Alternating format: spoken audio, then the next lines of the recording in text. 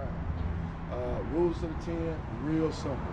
Get on the 10, don't stop the 10 until you see Santa Monica Pier, end of highway sign. No big deal. If you're navigating, you're probably doing wrong. If you're just looking at the 10 and says 10 West, you're doing great. The only issues that you might have on the 10 is going through right before New Orleans. New Orleans, I-10, especially if you're using GPS, it's going to try to take you to 12. It's going to try to take you over New Orleans and back down to the 10 because it's a shorter route, actually. Don't do it, you're going to be dropping down south and you'll be going through New Orleans. The way you know you messed it up is if you don't see New Orleans and you're out of Louisiana. That's an issue. That's a real issue. Typically, I'm going to be tracking real hard during that time frame just to make sure everybody don't get messed up. Going across the Panhandle is not that big of a deal, except leaving Jacksonville. Leaving Jacksonville, you're going to go through Osceola Forest.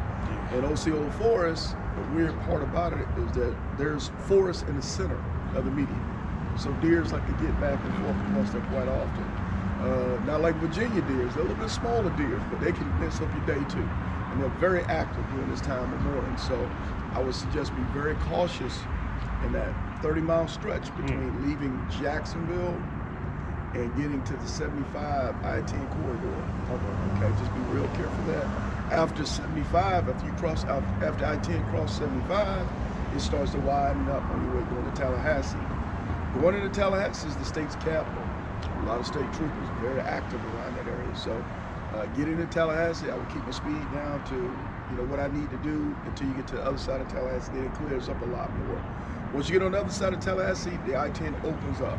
You can see it's smooth sailing from that point. Other than that, on the Panhandle, there's no real issues on the Panhandle. Louisiana shouldn't be any real issues on there. There's the bridge that crosses Lake Pontchartrain. That bridge is 28 miles long. Make sure you at least have a half a tank of gas before you get across there. If you run out of gas on that bridge, you're gonna have a long, long day. It's a very narrow bridge. The speed limit is very tight and constricted. So there's not a lot of room on that bridge to be playing around, and you can't get off to go to no gas station, I can tell you that.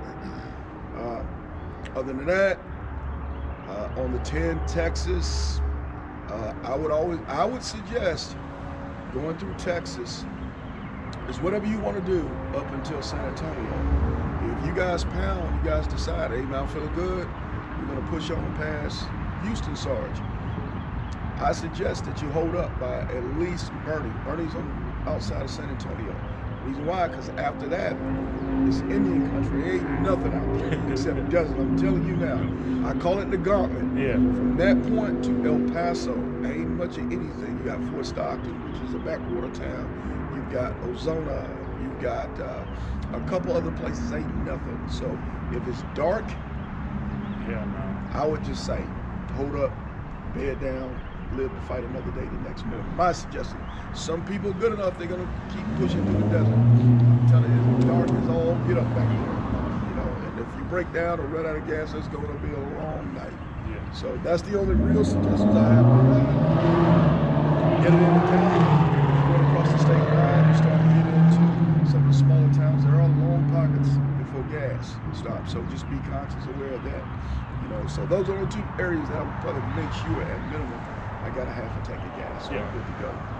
Any questions this far?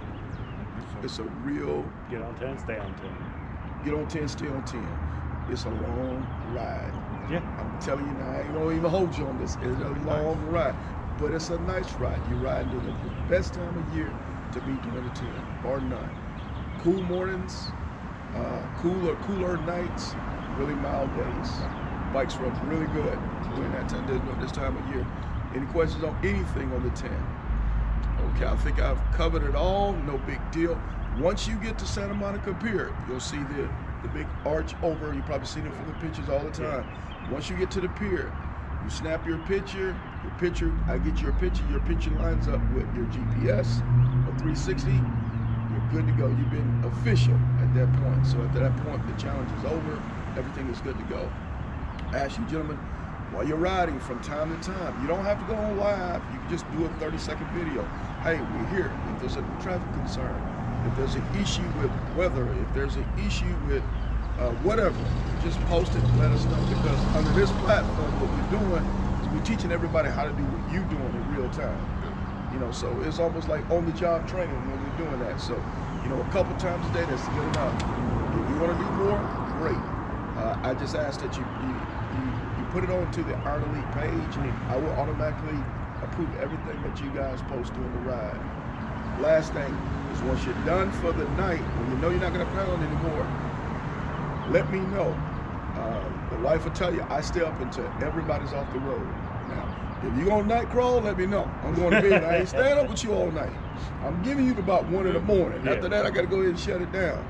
So if you're done, just shoot me a text, Sarge, done for the night. So I don't have to worry about you until you wake up the next morning, Sarge, on the ground.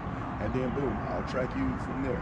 I've got a lot of connects on the I-10, a lot of the I-10 family. So if there's some issue that I can help you with, you know, don't hesitate to give me a call. And if I got resources in those areas, I'm gonna have somebody roll up on you. Same thing, don't be surprised. I know you guys outlaws, but I'm gonna tell you now, the I-10 family, they're gonna watch you. And from time to time, guys are gonna wanna shoot you a cash app on a tank of gas. They wanna show you a little bit of love. I'm just saying, they do it because what you're doing is sharing with them what you're doing, if that makes sense. Yeah. Okay. So with that being said, man, those are the rules for the 10. Real easy peasy, no problem at all. So at this time, we're gonna go ahead and shut it on down. I'll be back, y'all.